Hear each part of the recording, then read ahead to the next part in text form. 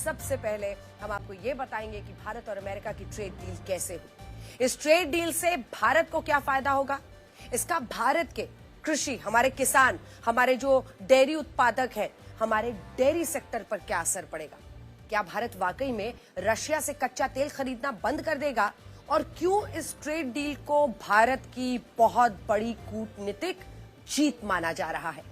हमें आज ये भी याद है कि जुलाई 2025 में जब राष्ट्रपति ट्रंप ने भारत पर पूरी दुनिया में ब्राजील के बाद सबसे ज्यादा 50% टैरिफ लगाने का ऐलान किया था, तब उन्होंने क्या कहा था, भारत एक डेड इकोनॉमी है और भारत को अमेरिका से ट्रेड डील नहीं करने की एक बहुत बड़ी कीमत चुकानी होगी।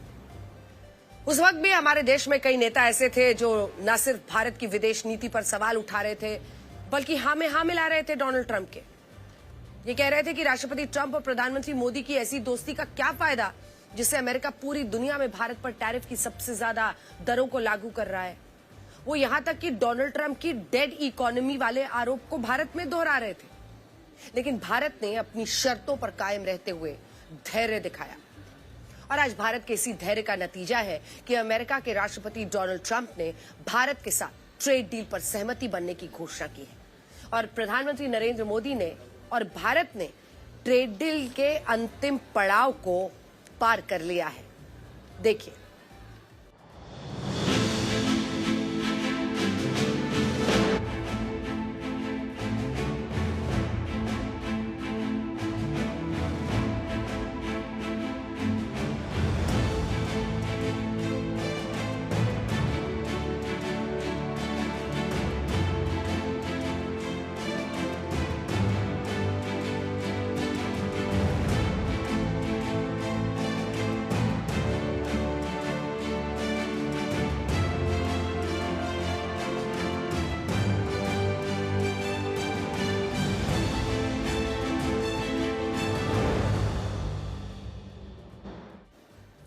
तो इस ट्रेड डील का ऐलान तो हो गया, लेकिन अभी इस ट्रेड डील को लेकर काफी कंफ्यूजन है और इस जो एक भ्रांति की स्थिति है, कंफ्यूजन का कारण यह है कि औपचारिक रूप से भारत और अमेरिका ने इस ट्रेड डील के प्रारूप को सार्वजनिक रूप से सबके सामने नहीं रखा है।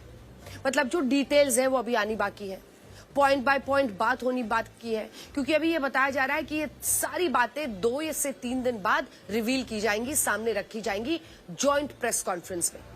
दुनिया अभी इस ट्रेड डील के बारे में उतना ही जानती है जितना राष्ट्रपति ट्रंप और प्रधानमंत्री मोदी ने इसके बारे में सोशल मीडिया पर जानकारी दी है। या फिर वाणिज्य मंत्री ने कहा है कि इससे हम अपने किसानों के हितों को, डेयरी उत्पादकों के हितों को नुकसान नहीं पहुंचने दे रहे।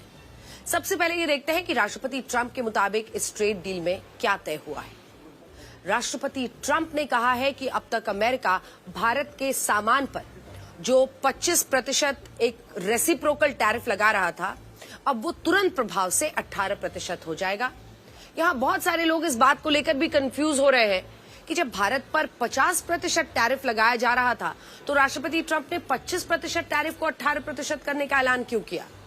तो यहां आपको यह समझना होगा कि भारत पर अब तक टैरिफ की 2 दरें लागू थी। इनमें से एक था रेसिप्रोकल टैरिफ जो 25% था और दूसरा था पेनल्टी टैरिफ और यह भी 25% था।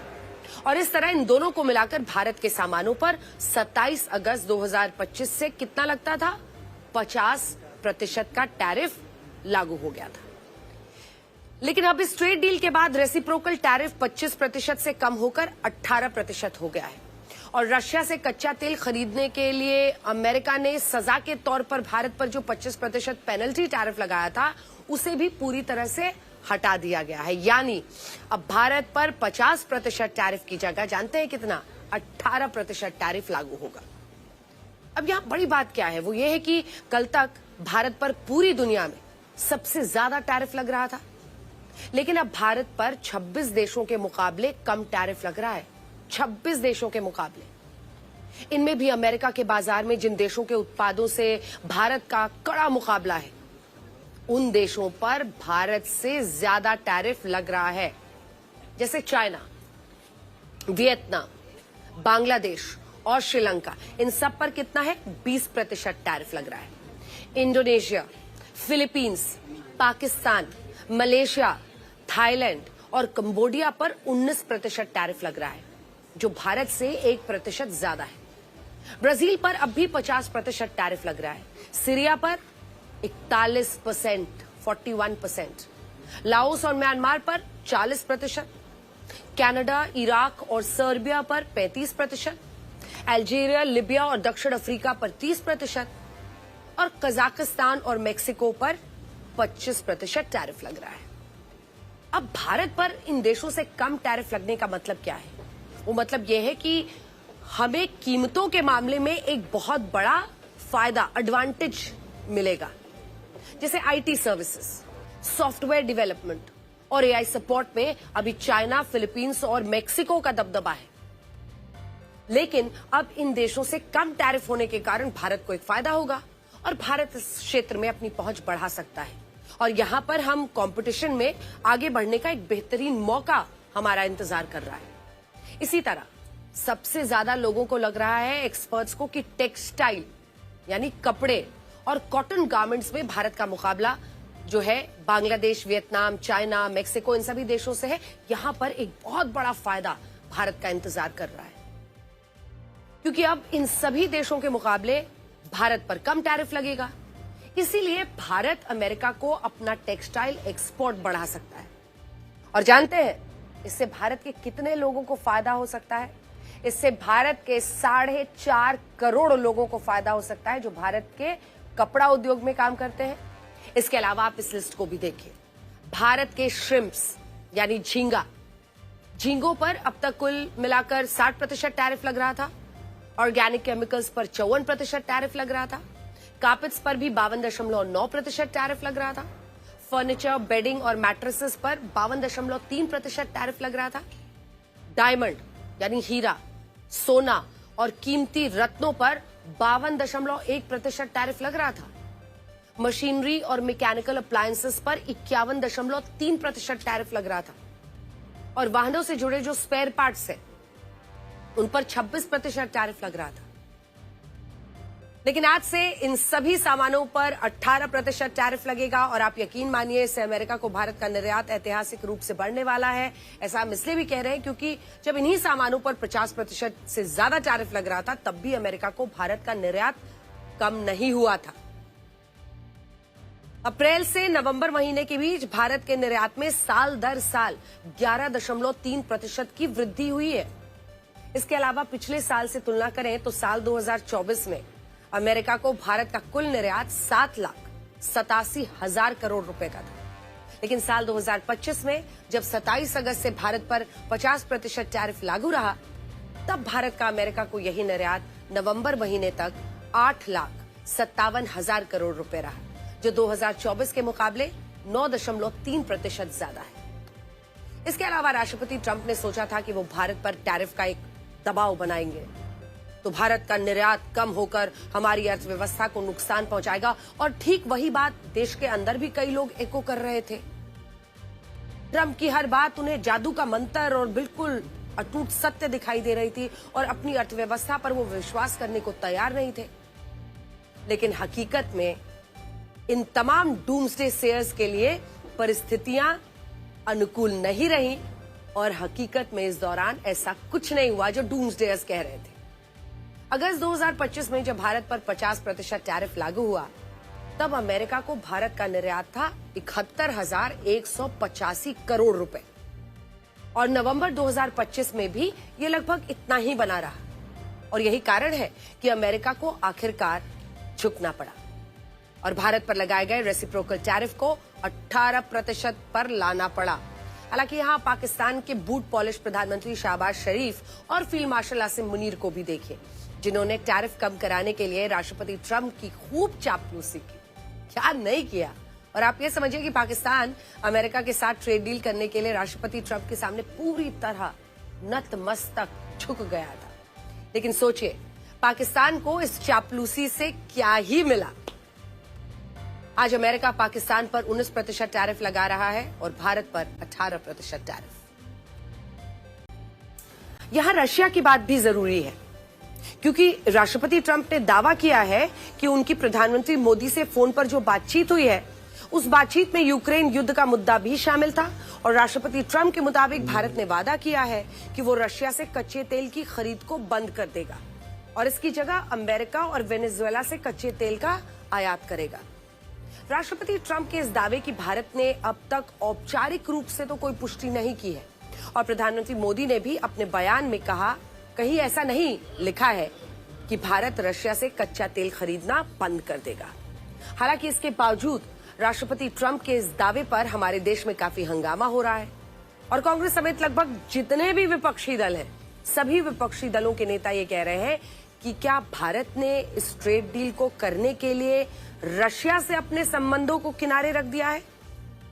अब यहां हम विपक्ष की राजनीति पर तो कुछ नहीं कहना चाहते, लेकिन आपको कुछ आंकड़े जरूर दिखाना चाहते हैं। किपला के मुताबिक जून 2025 में भारत रशिया से हर दिन औसतन 20,90,000 बैरल कच्चे तेल का आयात करता था। 20,90,000 बैरल कच्चा तेल।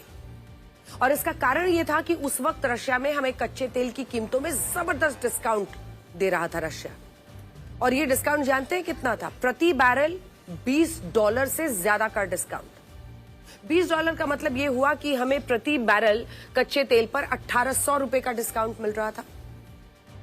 2 सितंबर 2025 को द इंडियन एक्सप्रेस की एक रिपोर्ट आई थी जिसमें यह बताया गया था कि रशिया से सस्ती दरों पर कच्चा तेल खरीदकर भारत ने 3.5 सालों में 1,13,000 करोड़ रुपए की बचत की है। और आपको याद होगा, जब अमेरिका ने भारत पर रशिया से कच्चा तेल खरीदने के लिए 50% टैरिफ लगाया था, तब सरकार ने बार बार इस बात को कहा था कि अगर हमें रशिया से कच्चा तेल खरीदने में फायदा हो रहा है तो हम पहले अपना फायदा देखेंगे। India first, Indian people first, मतलब भारत और भारत के लोग सबसे बड़ी प्राथमिकता है और टैरिफ के दबाव में रशिया से कच्चे तेल की खरीद को बंद नहीं किया जाएगा। लेकिन इसके बाद जानते हैं क्या हुआ? रशिया पर प्रतिबंध बढ़ने के कारण उसने कच्चे तेल पर मिलने वाले डिस्काउंट को काफी हद तक कम कर दिया, क्योंकि रशिया पर उसके बड़े बड़े ऑयल कंपनीज पर प्रतिबंध लग गया था, सैंक्शंस लग गई थी। जो डिस्काउंट 2022 में $35 और 2024 तक भी $20 हुआ करता था, वो 2025 के आखिर में जानते हैं कितना? डिस्काउंट $2 से $3 प्रति बैरल का रह गया। यानी हाल फिलहाल में भारत रशिया से जो कच्चा तेल खरीद रहा था, उसे उस पर प्रति बैरल सिर्फ 200 रुपए से भी कम का डिस्काउंट मिल रहा था और हमारी बचत ज्यादा नहीं हो रही थी। इसी वजह से हमने रशिया से कच्चे तेल को आयात को कम करना शुरू किया। और अगर आप इस चार्ट को देखेंगे तो आपको पता चलेगा कि नवंबर 2025 में भारत हर दिन 18 लाख बैरल कच्चा तेल रशिया से आयात कर रहा था। लेकिन इसके बाद दिसंबर में ये 12 लाख बैरल प्रतिदिन रह गया और जनवरी 2026 आते आते 11,40,000 बैरल प्रतिदिन रह गया। और अनुमान यही है कि कम डिस्काउंट मिलने के कारण मार्च महीने तक भारत रशिया से प्रतिदिन 8 लाख बैरल कच्चे तेल का ही आयात करेगा। और ऐसा हम इसलिए कह रहे हैं क्योंकि अब रशिया से हमें वैसा डिस्काउंट नहीं मिल रहा, वैसे पैसे का फायदा नहीं हो रहा जैसा पहले मिल रहा था। आज जो लोग ये कह रहे हैं कि हम अमेरिका के दबाव में रशिया से कच्चा तेल खरीदना बंद कर रहे हैं, तो ये बात बिल्कुल सही नहीं है।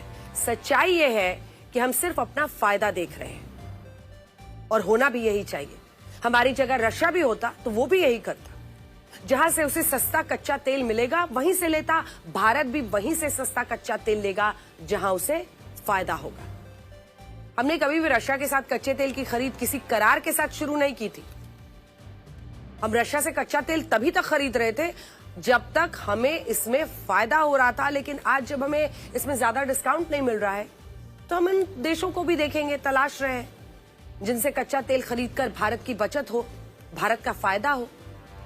जैसे अगर राष्ट्रपति ट्रंप के मुताबिक भारत वेनेजुएला से कच्चा तेल खरीदने वाला है, तो उसका मतलब ये बिल्कुल नहीं है कि हम राष्ट्रपति ट्रंप के सामने झुक गए हैं। हकीकत में इसका मतलब ये है कि हम सिर्फ अपने हितों को देखेंगे।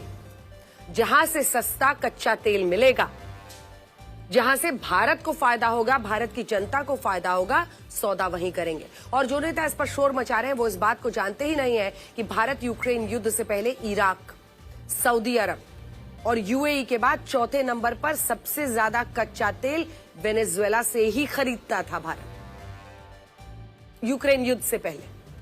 ये बात साल 2019-20 की है। उस वक्त यूक्रेन युद्ध शुरू नहीं हुआ था और रशिया ने अपने कच्चे तेल को डिस्काउंट पर बेचने का ऐलान नहीं किया था। तब उस वक्त हम वेनेजुएला से हर दिन 4 लाख बैरल कच्चा तेल का आयात करते थे। लेकिन बाद में अमेरिका ने वेनेजुएला के कच्चा तेल के निर्यात पर बहुत सारे सैंक्शंस लगा दिए, कड़े प्रतिबंध लगा दिए। और क्योंकि इसी दौरान हमें रशिया से कच्चा तेल अच्छे खासे डिस्काउंट के साथ अच्छी खासी छूट पर मिलने लगा, इसलिए हमने वेनेजुएला से कच्चे तेल की खरीद बंद कर दी और रशिया से कच्चा तेल खरीदना चालू कर दिया। लेकिन अब हो सकता है कि भारत वेनेजुएला से जहां पर भी डिस्काउंट अच्छा मिले, कीमतें कम मिले, वहां से कच्चा तेल खरीदना शुरू कर दे। और हम फिर से ये कह रहे हैं कि इसका मतलब ये बिल्कुल नहीं है कि भारत अमेरिका के दबाव में ऐसा कर रहा है। हकीकत ये है कि भारत सिर्फ वही कर रहा है जिसमें हमें फायदा हो।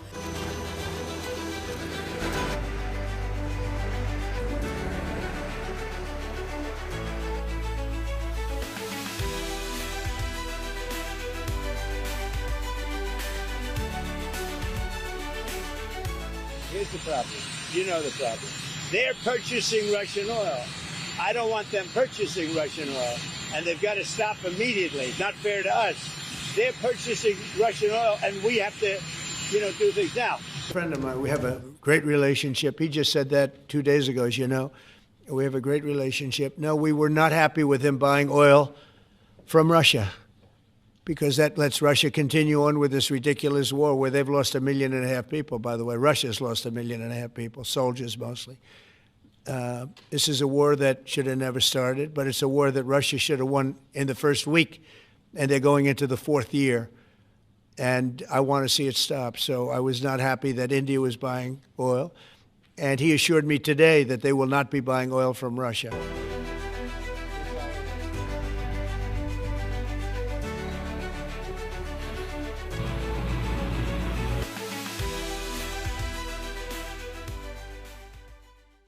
ट्रेड डील को लेकर राष्ट्रपति ट्रंप ने 3 और ऐसे दावे किए हैं जिस पर भारत में हंगामा हो गया है।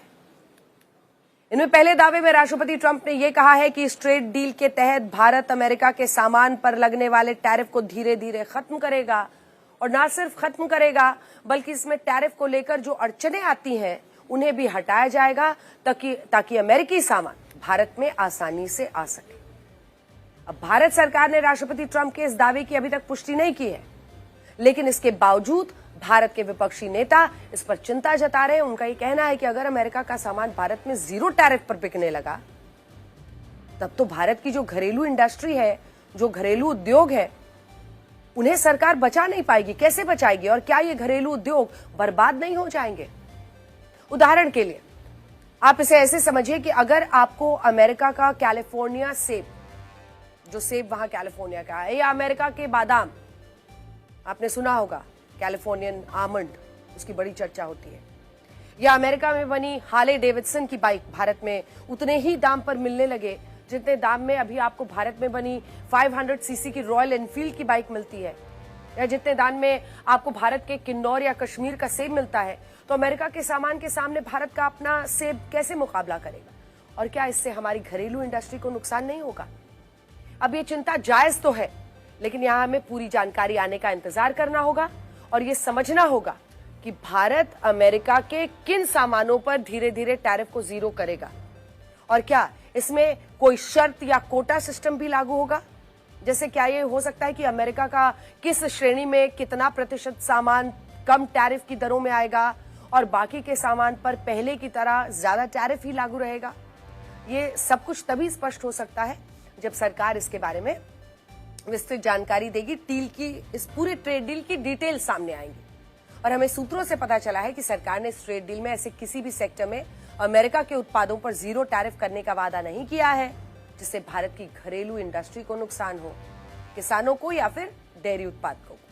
राष्ट्रपति ट्रंप ने दूसरा दावा यह किया है कि भारत ने अमेरिका में बने ज्यादा से ज्यादा सामानों को खरीदने पर सहमति जताई है, और ये कहा है कि भारत $500 बिलियन, यानी भारतीय रुपए में इसको अगर कैलकुलेट कीजिए तो 45,10,000 करोड़ रुपए खर्च करके अमेरिका से एनर्जी यानी ऊर्जा, टेक्नोलॉजी कृषि और कोयला समेत अन्य उत्पाद खरीदेगा, और ये बहुत बड़ा दावा है।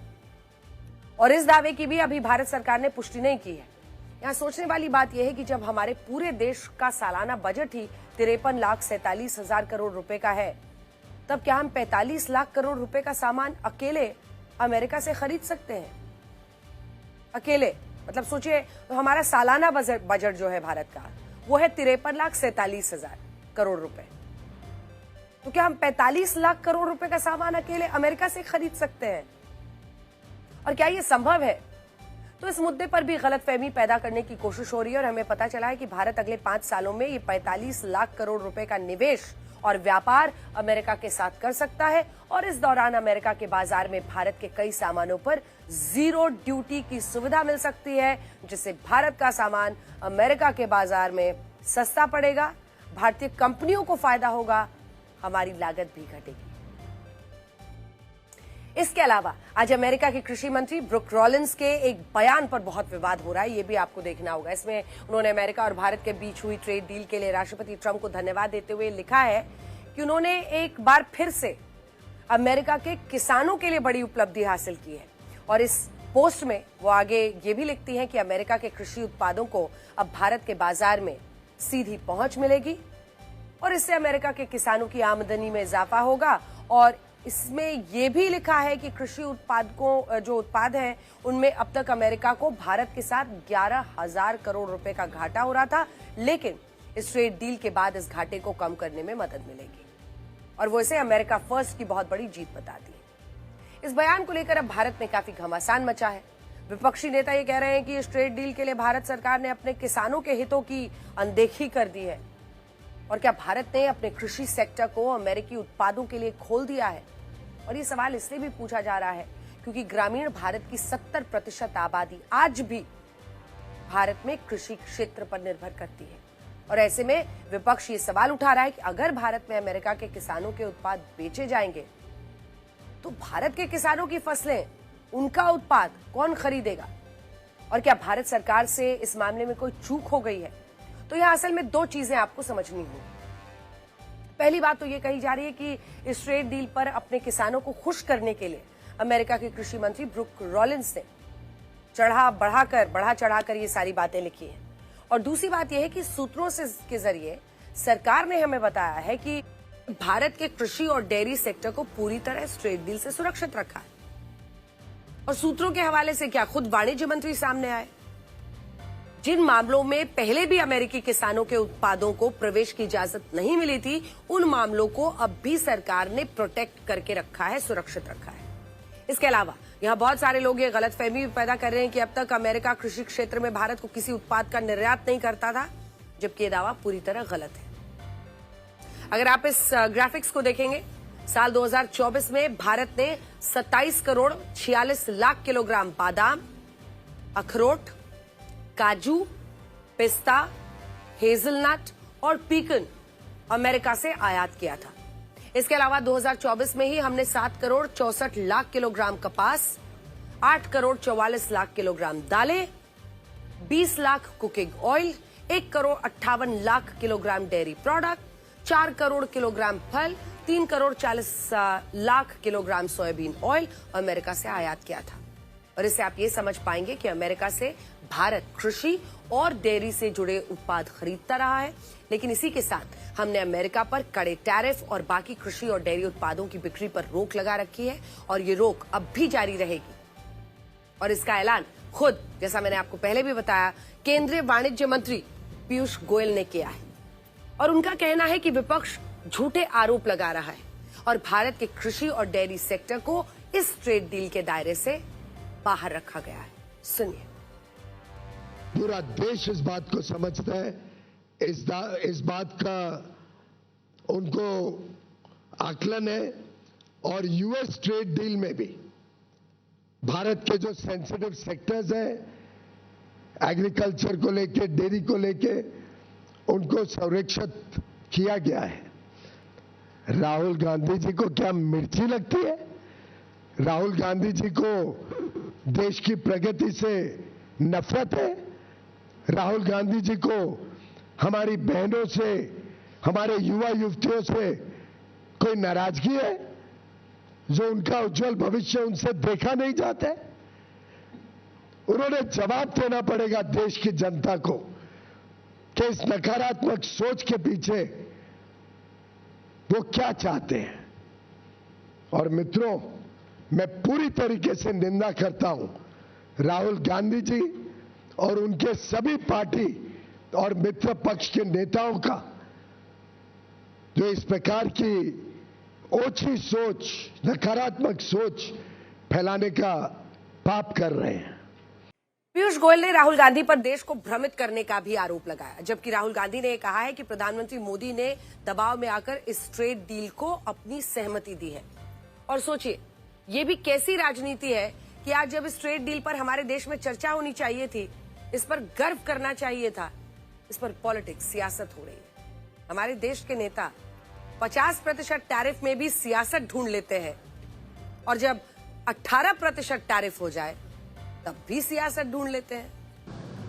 नरेंद्र मोदी जी ने कल शाम उस डील को साइन कर दिया। नरेंद्र मोदी जी पर प्रेशर है, भयंकर प्रेशर है, और नरेंद्र मोदी जी का जो इमेज का गुब्बारा है, जो हजारों करोड़ रुपए लेकर बनाया गया था, वो फूट सकता है। बट ये आप समझिए, और हिंदुस्तान के जो किसान हैं, आप सब समझिए कि इस ट्रेड डील में आपकी मेहनत को, आपके खून पसीने को नरेंद्र मोदी जी ने बेच दिया है। और वो इसलिए बेचा है क्योंकि ये कॉम्प्रोमाइज्ड है। आज इस ट्रेड डील पर राजनीति करने का नहीं बल्कि गर्व का दिन है, और ये बताने का भी दिन है कि अमेरिका आखिर भारत के साथ इस ट्रेड डील को करने के लिए तैयार कैसे हुआ और इसके पीछे की पूरी इनसाइड स्टोरी क्या है। तो अब तक पूरी दुनिया यही सुन रही थी कि राष्ट्रपति ट्रंप कैसे अलग अलग देशों पर दबाव बनाने के लिए टैरिफ बढ़ा रहे हैं, और इसी कड़ी में उन्होंने भारत पर 50% टैरिफ लगाया। लेकिन क्या आप जानते हैं कि पिछले दिनों भारत ने भी अमेरिका पर टैरिफ वाला यही दांव चला, जिससे राष्ट्रपति ट्रंप अपने किसानों के दबाव में आ गए। हुआ असल में ये कि भारत में दालों का उत्पादन घटने और विदेशी दालों के महंगे होने की आशंका से नवंबर 2025 में भारत सरकार ने विदेशी दालों के आयात पर 30% टैरिफ लगा दिया। इसकी चर्चा बड़ी कब हुई? अब टैरिफ बढ़ा तो अमेरिका के जो किसान भारत में दाल भेजते थे वो चिंता में आ गए, और इसके बाद ये बात अमेरिका के सेनेटर केविन क्रेमर और स्टीव डेन्स ने राष्ट्रपति ट्रंप को एक चिट्ठी लिखकर बताई, और ये कहा कि अगर राष्ट्रपति ट्रंप ने अभी कुछ नहीं किया तो अमेरिका के जो किसान भारत को दालें भेज रहे थे उनका बहुत भारी नुकसान हो जाएगा, और ये किसान राष्ट्रपति ट्रंप से नाराज हो जाएंगे। ये चिट्ठी सिर्फ 3 हफ्ते पहले 16 जनवरी को लिखी गई थी, और उसी के बाद राष्ट्रपति ट्रंप पर दबाव बना और उन्होंने आज भारत के साथ इस ट्रेड डील पर अपनी सहमति दे दी। और जानते हैं ऐसा क्यों हुआ? जैसे भारत में किसानों की यूनियन होती है, ठीक उसी तरह अमेरिका में किसानों की ऐसी लॉबी होती है जिन्हें बहुत मजबूत माना जाता है। और द न्यूयॉर्क टाइम्स के मुताबिक किसानों की लॉबीज ने ही डोनाल्ड ट्रंप को राष्ट्रपति बनाने के लिए सबसे ज्यादा समर्थन किया था, जिसकी वजह से राष्ट्रपति ट्रंप दबाव में आए और आज ये ट्रेड डील हुई। बड़ी बात यह है कि इस ट्रेड डील के बाद भारत के शेयर मार्केट ने एक नया रिकॉर्ड बना दिया है।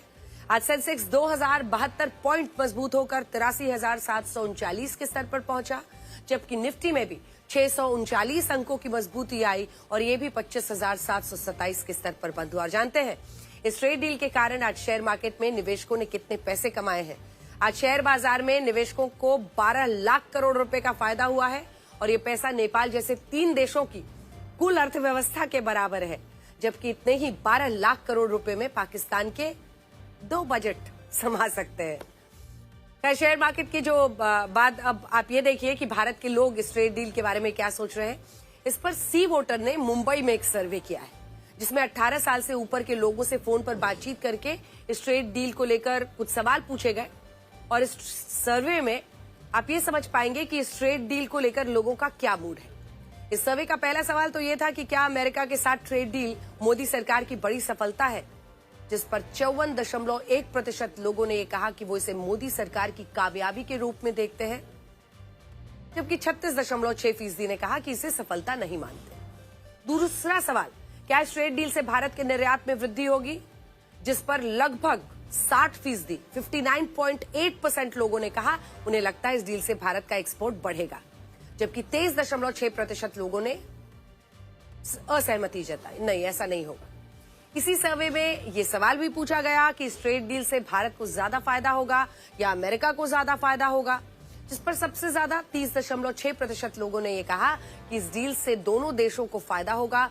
इसके बाद 27.6% लोगों ने ये कहा कि इससे अमेरिका को ज्यादा फायदा होगा और 23.3% लोगों ने ये माना कि इस ट्रेड डील से भारत को ज्यादा फायदा होने वाला है। हालांकि विपक्षी इस ट्रेड डील को अमेरिका के पक्ष में बता रहे हैं और ये भी मांग कर रहा है कि सरकार को इस ट्रेड डील से जुड़ी सभी बातें सार्वजनिक करनी चाहिए। हम आपको बताना चाहते हैं कि अगले 2 से 3 दिन में अमेरिका और भारत दोनों इस ट्रेड डील को लेकर एक संयुक्त प्रेस कॉन्फ्रेंस करने वाले हैं। देखिए, जब हम जानेंगे कि डील में क्या है तो हम खुश हो सकते हैं या नहीं। जब हमें कोई खबर नहीं मिली है, सिर्फ प्रेसिडेंट ट्रंप के ट्वीट और मोदी साहब के ट्वीट, तो इसके बुनियाद में हम क्या बता सकते हैं आपको। मैं सिर्फ ये कहूंगा कि अगर हमें खुशी की बात है तो डिटेल्स जानने के बाद हम कह सकते हैं। जब सब कुछ स्पष्ट हो गया तो हम कहेंगे हाँ अच्छी बात है या नहीं। लेकिन जब कोई डिटेल नहीं है, ट्रम्प साहब 500 बिलियन की बात कर रहे हैं, से 18% वो तो अच्छी बात है, वो बड़ी बात है ना। लेकिन हम हमारी तरफ से क्या दे रहे हैं, हमें ये भी जानना चाहिए ना। राष्ट्रहित का सौदा, किसानों के हितों का सौदा, जिस तरह से मोदी सरकार ने अमेरिका के साथ किया है, ट्रम्प के साथ किया है, मुझे लगता है ये गौतम अडानी को बचाने के लिए ये ट्रेड डील किया है और हम ये संसद से सड़क तक उसका विरोध करते रहेंगे। बाहर का विदेशी सामान आकर, कृषि क्षेत्र का उत्पाद आकर सस्ते दामों में बिकने लगेगा तो हिंदुस्तान के किसान बर्बाद हो जाएंगे। आज नरेंद्र मोदी जी की सरकार ने उन करोड़ों किसानों के साथ धोखा करने का काम किया है, खेत कल्याण के साथ धोखा करने का काम किया है, अन्नदाता के साथ धोखा करने का काम किया है और इसका पुरजोर विरोध सड़क से लेकर सदन तक हम लोग करेंगे। जो कृषि के क्षेत्र में जो बाजार खोला गया है अमेरिका के लिए, तो हमारी जो कृषि जो पूरा सेक्टर है जो इसे सफर करेगा, जो इसके दुष्परिणाम होंगे, मुझे लगता है आने वाले समय में हमारे किसान भाई इसको भुगतेंगे। और ये सरकार हमेशा किसान विरोधी सरकार रही है। अमेरिका बहुत ही शातिर व्यापारी है, वो अपने इंटरेस्ट के छोड़ के कोई ऐसा काम नहीं कर सकता जिससे उसको घाटा हो। तो कोई न कोई इसमें हिडन एजेंडा जरूर होगा। एक तरफ विपक्ष इस ट्रेड डील पर नए नए प्रश्न चिन्ह लगा रहा है, दूसरी तरफ केंद्र सरकार इस ट्रेड डील को भारत के लिए ऐतिहासिक बता रही है। आज भी बजट सत्र की कार्यवाही शुरू होने से पहले जब प्रधानमंत्री मोदी एनडीए की संसदीय दल की बैठक में पहुंचे तो इस दौरान सभी सांसदों ने प्रधानमंत्री मोदी का शानदार स्वागत किया, जबकि प्रधानमंत्री मोदी ने भी इस बैठक में 3 बड़ी बातें कही। उन्होंने इस ट्रेड डील को भारत की कूटनीतिक जीत बताया। ये कहा कि धैर्य का फल मीठा होता है और ये भी कहा कि अब वर्ल्ड ऑर्डर में बदलाव हो रहा है। ये ट्रेड डील इस बात पर मुहर लगाती है कि आज का नया वर्ल्ड ऑर्डर भारत के पक्ष में झुक रहा है। सुनिए। अगर आपको बहुत बहुत बधाई इस ट्रेड के लिए।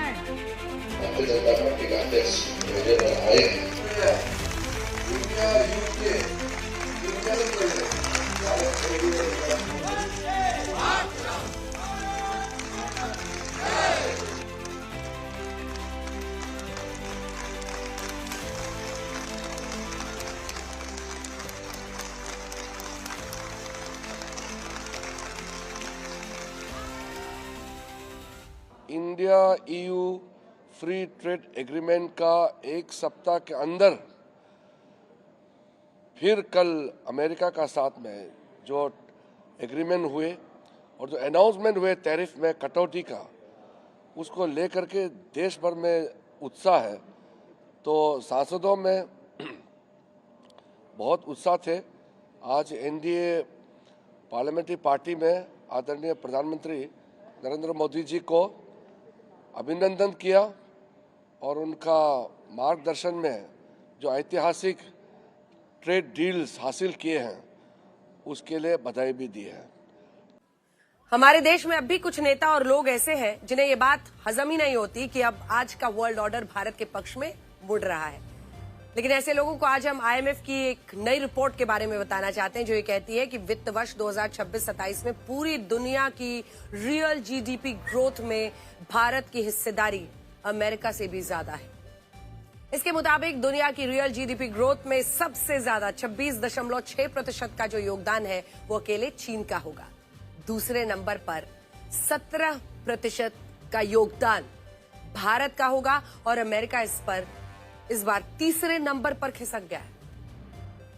अब देखिए, अगर आईएमएफ ये रिपोर्ट दे रही है और कह रही है सबसे ऊपर योगदान चाइना का होगा, फिर दूसरे नंबर पर 17% के साथ भारत और फिर तीसरे नंबर पर अमेरिका, तो पूरे विश्व में इसकी चर्चा है।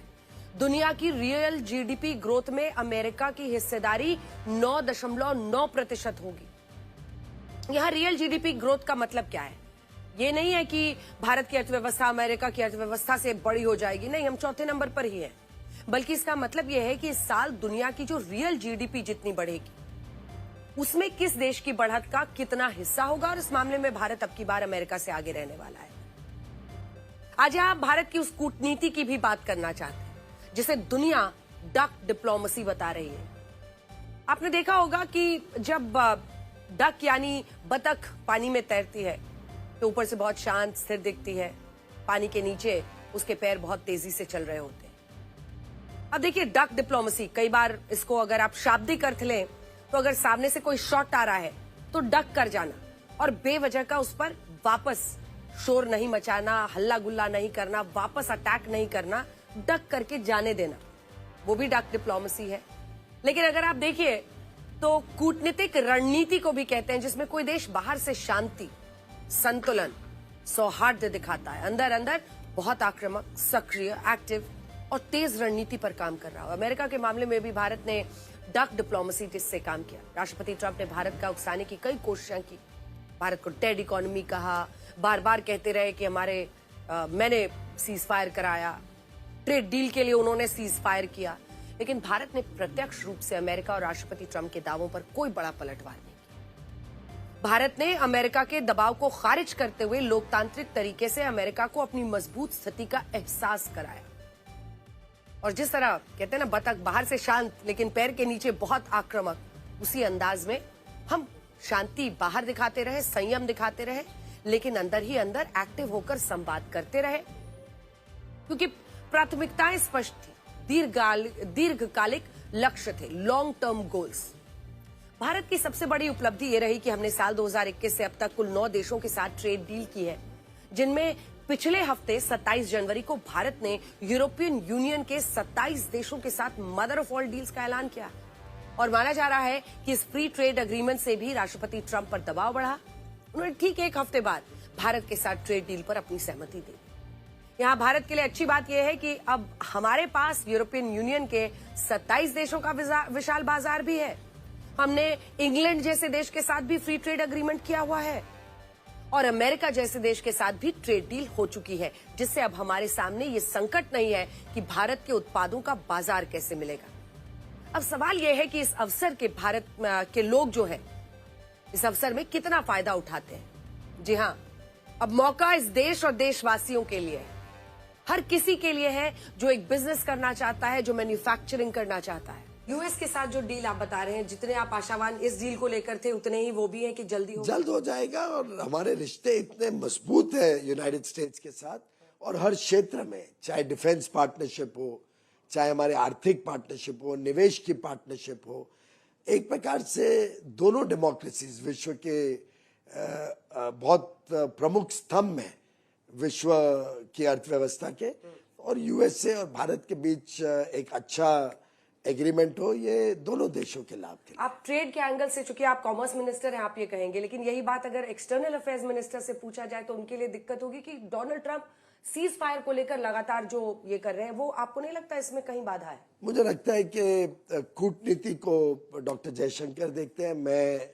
अर्थव्यवस्था से संबंधित और व्यापार से संबंधित समझौते को देखता हूं।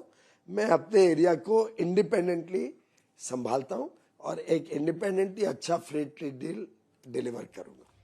इसके अलावा आज हमें इस बात को भी याद रखना होगा कि राष्ट्रपति ट्रंप के कार्यकाल में ट्रेड डील होना बड़ी सफलता नहीं है, बल्कि इस ट्रेड डील का लागू होना और लागू होने के बाद भी बरकरार रहना बड़ी सफलता है।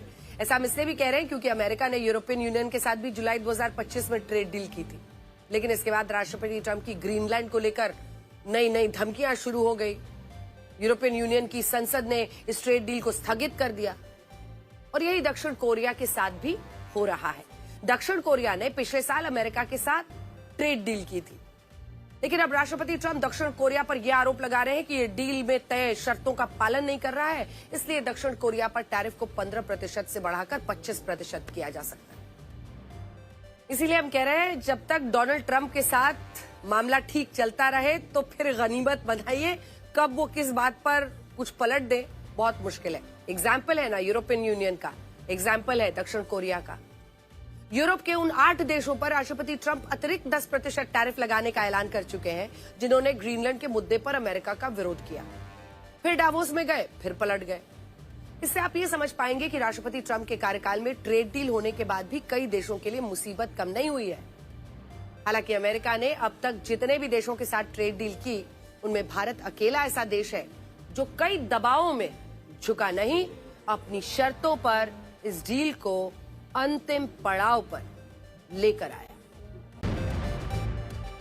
बलोचिस्तान में बलोच लिबरेशन आर्मी के हमले में 31 जनवरी के बाद से अब तक 200 से ज्यादा पाकिस्तानी सैनिक, पुलिसकर्मी और खुफिया एजेंसी के अधिकारी मारे जा चुके हैं। बलोचिस्तान में इस वक्त बलोच विद्रोही एक ज्वालामुखी बन गए हैं जिनकी आग में पाकिस्तानी सेना जल रही है। ऑपरेशन हेरोफ 2.0 पाकिस्तान सरकार के लिए अब तक की सबसे बड़ी मुसीबत है और उन्हें डर इस बात का है कि वो इसको रोक नहीं पा रहे। ऑपरेशन हेरोफ 2.0 में करीब 12 शहरों पर हमला किया गया है और इस ऑपरेशन की खास बात यह है कि बलोच विद्रोहियों में सबसे घातक हमले महिला बलोच विद्रोही कर रही हैं। दिल्ली पुलिस ने राजधानी में रहस्यमयी तरीके से गायब होने वाले लोगों पर आंकड़े जारी किए हैं और इन आंकड़ों ने दिल्ली एनसीआर के लोगों को डरा दिया है। साल 2026 के शुरुआती 15 दिनों में ही दिल्ली से 807 लोग लापता हो गए हैं, यानी हर दिन करीब 54 लोग अचानक गायब हो गए और लापता होने वाले 807 लोगों में से 572 के बारे में पुलिस के पास अब तक कोई सुराग नहीं है। हम आपको डराना नहीं चाहते हैं, लेकिन लापता होने वाले लोगों में सबसे ज्यादा संख्या महिलाओं और नाबालिग बच्चों की है और सबसे बड़ा खतरा तो नाबालिग बच्चियों पर है। लापता हुए 807 लोगों में 191 नाबालिग थे, जिनमें 137 बच्चे अब भी गायब हैं और इन 137 नाबालिगों में 117 नाबालिग बच्चियां हैं जिनकी उम्र 18 वर्ष से कम है। 1 से 15 जनवरी के बीच दिल्ली से अचानक गायब होने वाले 807 लोगों में 509 महिलाएं और नाबालिग लड़कियां शामिल हैं और इनमें से गायब हुई करीब 389 महिलाओं और नाबालिग लड़कियों के बारे में पुलिस को कुछ नहीं पता। दिल्ली पुलिस के जोनल इंटीग्रेटेड पुलिस नेटवर्क से मिली जानकारी बताती है कि साल 2016 से 2026 के बीच दिल्ली से 60,694 बच्चे लापता हुए, जिनसे 6,931 बच्चे अब भी लापता हैं। साल 2025 में ही दिल्ली से 24,508 लोग लापता हुए, जिनमें 14,870 महिलाएं और नाबालिग लड़कियां थीं और इसमें से 5,576 महिलाएं और नाबालिग बच्चियों के बारे में अभी तक भी पुलिस के पास कोई जानकारी नहीं है। अचानक गायब होने के मामले में राजधानी दिल्ली एक खतरनाक जगह बन गई है। खास तौर से महिलाओं और नाबालिग बच्चों की सुरक्षा को लेकर चिंताएं बढ़ गई हैं।